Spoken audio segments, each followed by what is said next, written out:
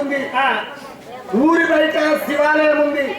మన సించోలి గ్రామానికి శివాలయం ఎట్లుందో కొత్త కట్టారు కదా. ఒక్క శివాలయం మాడుకొండే గుడి, రాయసిన గుడి, రాధా మందిర కృష్ణ ఇవన్నీ ఉన్నాయి. ఇది పుణ్యమైన గ్రామం కాబట్టి.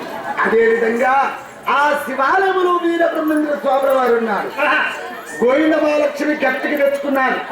ఏమి నా తల్లిదండ్రులు నా గురించి సమత వెతుకుతున్నారు. మరి నాకు పెళ్లి చేయడానికి సిద్ధపడుతున్నారు. శ్రీమన్నారాయణుడు భూలోకములు అవతరించి నన్ను పెళ్లి చేసుకుంటానికి వస్తానన్నాడు.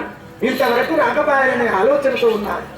అప్పుడు ఆ వీర బ్రహ్మేంద్ర స్వాముల వారు ఓహో గోవింద మహాలక్ష్మి ఉద్యానవనము లోపల నా గురించి గట్టికి తెచ్చుకున్నారు.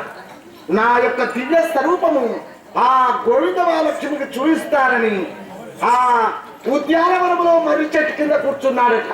ఓ శనికర్తనారా, అప్పుడు ఆ గోవింద మహాలక్ష్మి చూశాను. చూడు ఆ మర్రి చెట్టు కింద కూర్చున్న సాధు పుంగవుడు వచ్చిన యొక్క మిస్టకు ఎంత అందంగా ఉన్నాడు. ఎంత చక్కని ఎవరి బాలుడమ్మా.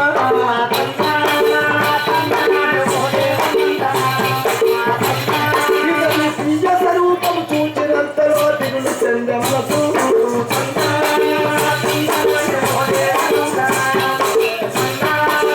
సాధు రూపముతో వచ్చి ఉన్నాడు సర్వేశ్వరుడమ్మ.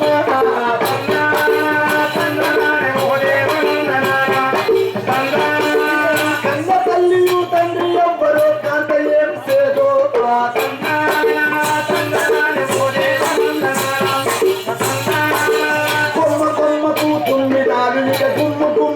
తిరుగుతుండగా కమ్మ వీటని బాధికి తాళను కాంత ఏమి లేదు.